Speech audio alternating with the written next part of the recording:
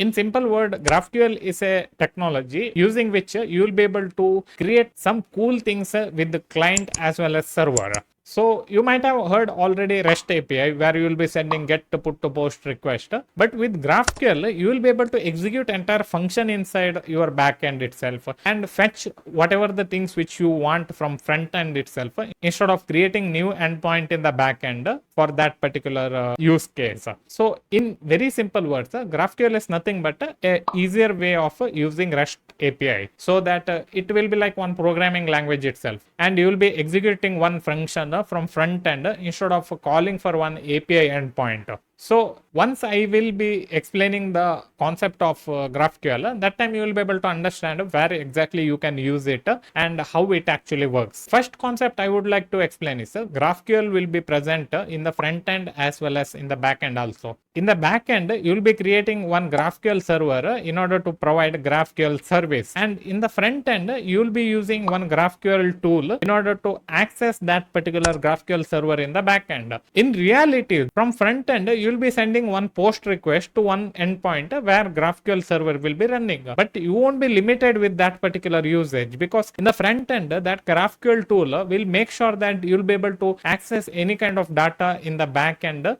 as you want. So just understand that GraphQL will be present in the front end as well as in the back end. Second thing which I want to explain is there will be schema associated with GraphQL. So schema is nothing but it's like one model where data interchange will be easier. So for example, if you know about database already, let's just say take that student database itself, which you have learned lots of time in your college or student life. So in student database, there will be roll number, name, email, and grades maybe. So these things will be GraphQL schema, and these schemas will make sure that from front end you will be able to request whatever you want. For example, let's just say that if you want to get only student name and email for displaying it somewhere, that time from GraphQL client you will be able to request only that name as well as email instead of requesting entire student details. This schema will make sure that you will be able to handle those things, that from front end you need to know right what and all will be present in the back end. So that's why this schema exists, so that you will be able to understand that in the client as well as in the server, you will be able to communicate with the requesting proper details which will be present in this particular schema. Third concept is query. So query means from front end GraphQL client, you will be requesting certain things to be displayed in the front end, which will be obviously coming from the back end.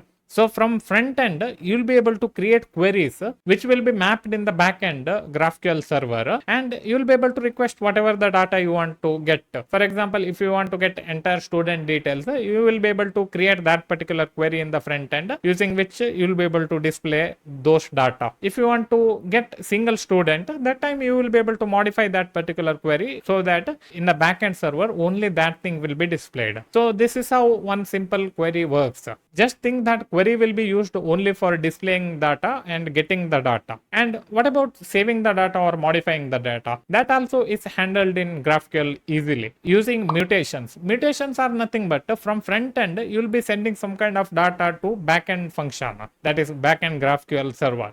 That time you will be able to create one function in the front end which takes data, or from which you will be able to send the data to the backend, and that function will be executed in the backend based on whatever the schema definition you have put.